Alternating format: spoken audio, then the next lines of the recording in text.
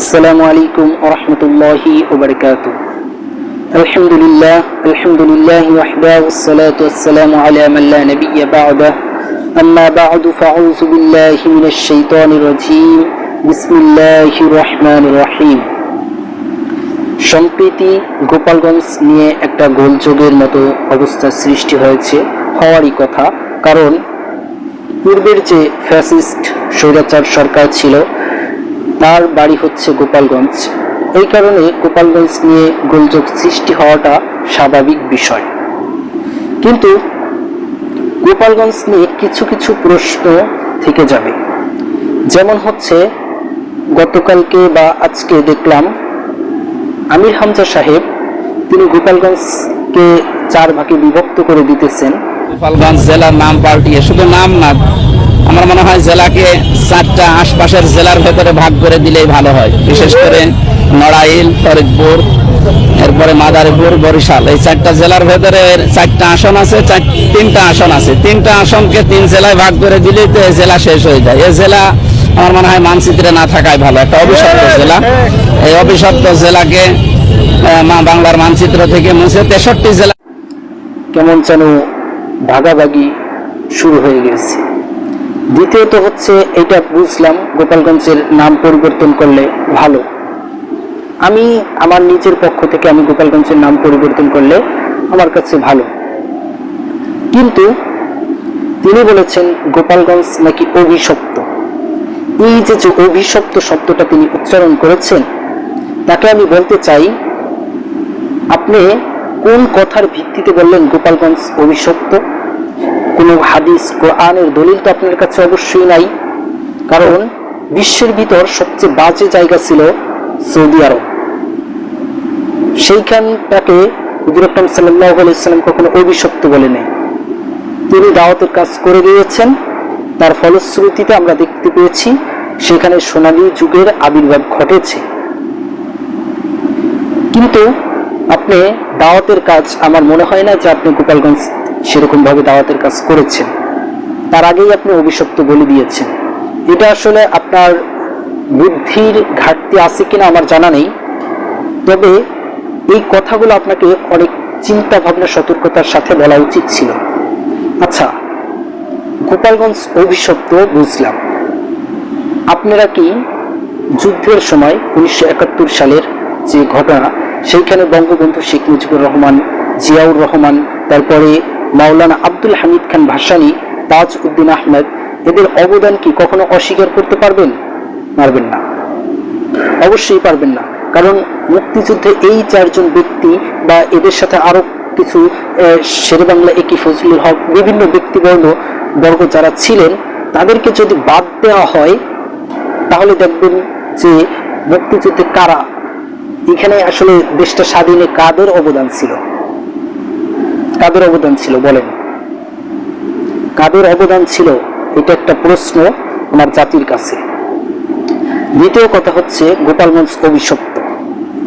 গোপালগঞ্জ এমন একজন আলেমের বাড়ি, তাকে শুধু বাংলাদেশ না, ভারতবর্ষ হোক, পাকিস্তান হোক, সব জায়গায়, মোট কথা এশিয়ার মধ্যে এবং এশিয়ার বাহিরে তিনি ব্যাপক পরিচিত। তিনি হলেন শামসুল হক ফরিদপুরি রাহমাতুল্লাহি আলাইহি।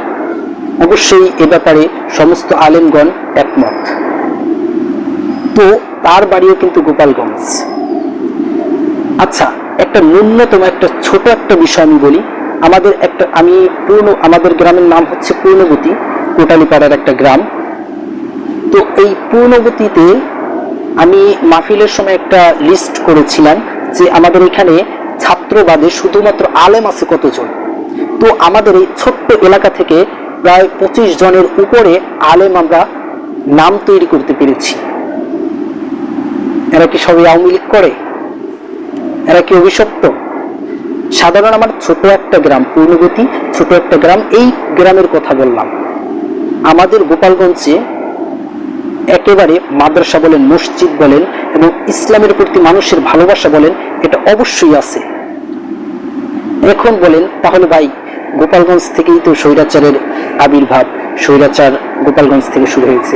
হ্যাঁ, আমি এটা স্বীকার করব, কারণ যেটা খারাপ সেটা অবশ্যই স্বীকার করতে হবে। দেখেন, বঙ্গবন্ধু আমি মনে করি তিনি ভালো ছিলেন। তার সন্তানরা যারা আছে, যেমন শেখ হাসিনা, এই ফ্যাসিস্ট স্বৈরাচার, আমি নিজে তাকে বলি এবং আমি নিজে তার প্রতিবাদ করেছি। শুধু একবার নয়, আমাদের এলাকার মানুষদের সাথে অনেকবারই বাদ বিতণ্ডতা হয় এই একটা কারণে যে তোমাদের সরকার এই করছে ওই করছে, তোমরা কি করো, এখনো তোমরা এই আওয়ামী লীগ করো, আওয়ামী লীগ করলে কিন্তু তোমরা নাজাত পাবা না, এইরকম ভাবে আমরা কথা বলি। যেমন ভাবে শাপলার সময় শাপলা গণহত্যা, এটা আপনি কি মনে করেন গোপালগঞ্জের সব জনসাধারণ এটা মাইনা নিছে? আপনি যে জিজ্ঞেস করেন যারা রাজনীতির বাহিরে আছে বা রাজনীতির ভিতরে থাকা অবস্থায়ও কিছু মানুষ আছে যারা এই যে শাপলার যে গণহত্যা, এই গণহত্যার কারণেই শুধুমাত্র আওয়ামী লীগকে অপছন্দ করে। কেন? যা আলেমদের উপর সবচেয়ে স্বৈরাচারী মনোভাব, তাদের আলেমদেরকে তারা অত্যাচার নির্যাতন সবচেয়ে বেশি করছে, এই কারণে শেখ হাসিনাকে সবাই অপছন্দ করে। কিন্তু গোপালগঞ্জের মানুষের ইসলামের প্রতি অবশ্যই ভালোবাসা আছে। এখন আসেন, ইসলামের প্রতি ভালোবাসা আছে, একটা প্রশ্ন, ইসলামী দলগুলো কেন তারা সমর্থন করে না? আচ্ছা, মার্কেটে যদি কম্পিটিশন থাকে, যেমন আওয়ামী লীগের পরে আমরা ধরি কাকে? বিএনপিকে। একেবারে সিম্পল বিষয়, বিএনপিকে আমরা ধরি আওয়ামী লীগের পরে। তো যদি গোপালগঞ্জের পুরা মানুষ যদি ওলামা ইকরামদেরকে ভোট দেয় আর সারা বাংলাদেশ যদি ওলামা ইকরামদেরকে ভোট না দেয়, ওলামা ইকরাম কি সংসদ এই সরকার গঠন করতে পারবে? পারবে না, অবশ্যই পারবে না। তো তাদের ভোট দেয় তাদের সফলতা নাই। সেই ক্ষেত্রে তারা কনভার্ট করে যে বিএনপির সাথে কম্পিটিশনটা কেমন। যেমন বিএনপির সাথে কম্পিটিশনটা এইরকম পর্যায়ে, আমি বলি যে হয়তো আওয়ামী লীগ আসবে, নয় বিএনপি আসবে, এরকম ভাবে একটা তারা ভাগ করে। তো তারা আওয়ামী লীগকে বেছে নেয়, বিএনপিকে নেয় না, কারণ দল তারা দুইটাই ভাগ করে। এটা হচ্ছে একটা মূল কারণ। দ্বিতীয় কারণ হচ্ছে বঙ্গবন্ধু শেখ মুজিবুর রহমানের ভালোবাসা তাদের অন্তরে এখনো রয়ে গেছে। তারা এখনো বঙ্গবন্ধু শেখ মুজিবুর রহমানকে ভালোবাসে, এই কারণে তারা আওয়ামী লীগ ছাড়তে পারতেছে না। কোন এক সময় নাকি সদর শাহ হুজুরের ছেলে টঙ্গিপাড়া আসনে নির্বাচন করেছিল এবং সে জয়ী হয়েছিল। এই জয়ী হয়েছিল, এটার কেন হয়েছিল? ইসলামকে ভালোবাসে দেখেই জয়ী হয়েছিল। তো আমি বলতে চাই যে গোপালগঞ্জের যারা অপরাধী, যারা সন্ত্রাসী, যারা জঙ্গিবাদ বা দেশের ভাবমূর্তি নষ্ট করতেছে, তাদেরকে অবশ্যই শাস্তির আওতায় আনা হোক। এক্ষেত্রে আমি একেবারেই কঠোর এবং একমত। কিন্তু গোপালগঞ্জ নিয়ে একেবারে বাজে ধরনের মন্তব্য করাটা আমি পছন্দ করি না, যেমন ভাবে মাওলানা আমির হামজা সাহেব করেছেন। তাকে আমি বলতে চাই, আপনি যে গোপালগঞ্জকে অভিশপ্ত বললেন, আপনাকে আমি একটা কথা মনে করাই দিতে চাই। মাউদুদি যারা ছিল, মাউদুদি সাহেব, আবুল আলা সাহেব তো মাউদুদির প্রতিষ্ঠাতা, তিনি কি করেছিলেন? প্রথমে মাউদুদি লোকদের নিয়ে কিন্তু তিনি একটা সংগঠন করেন নাই, করেছিলেন অনেক ওলামা ইকরামদেরকে নিয়ে তিনি একটা সংগঠন করেছিলেন। তো যখন তিনি এই ওলামা ইকরামদেরকে নিয়ে সংগঠন করেছিলেন, ওলামা ইকরাম তার সাথে ছিল, কিন্তু যখন তিনি এই আকীদাগত পার্থক্যের কারণে তিনি বিভিন্ন মতামত পোষণ করতে লাগলেন, ইসলামের বিভিন্ন আর কি আকীদাগত বিভ্রান্তি ছড়াইতে লাগলেন, এই সময় ওলামা ইকরাম কিন্তু তার থেকে পিছপা হয়ে গিয়েছিল এবং ওলামা ইকরাম তার থেকে আলাদা হয়ে গিয়েছিল। এটা আপনার স্মরণ রাখা দরকার। তো অভিশপ্ত কারা, আপনি একটু চিন্তা করেন। যাই হোক, আমি এইসবের বিরুদ্ধে আমি বলতে আসি নাই, আমি বলতে আসছি যে গোপালগঞ্জের সব মানুষ কিন্তু এক না, আর সব মানুষ কিন্তু আওয়ামী লীগ করে না। এবার আসি সম্প্রতি একটা ঘটনা, 16ই জুলাই পদযাত্রার উদ্দেশ্যে এনসিপি গোপালগঞ্জে একটা প্রোগ্রামের অনুষ্ঠান করতে চেয়েছিলেন বা যেতে চেয়েছিলেন। তো তার আগের দিন তারা কি করেছেন? প্রথমত তাদের একটা ভুল, তারা সমস্ত জেলার ক্ষেত্রে বলেছে পদযাত্রা, কিন্তু গোপালগঞ্জের ক্ষেত্রে বলেছে মার্চ ফর গোপালগঞ্জ। আসলে এই বিষয়টা আপনি কিভাবে দেখছেন? সকল জেলার ক্ষেত্রে যদি হয় পদযাত্রা, তাহলে গোপালগঞ্জ জেলার ক্ষেত্রে মার্চ ফর গোপালগঞ্জ কেন হবে? এটা আমার একটা প্রশ্ন। আজকে আমি আওয়ামী লীগের পক্ষে কথা না, এটা হচ্ছে শুধুমাত্র আমার গোপালগঞ্জবাসীর আলেম ওলামা এবং সাধারণ জনগণের জন্য এই কথাগুলো।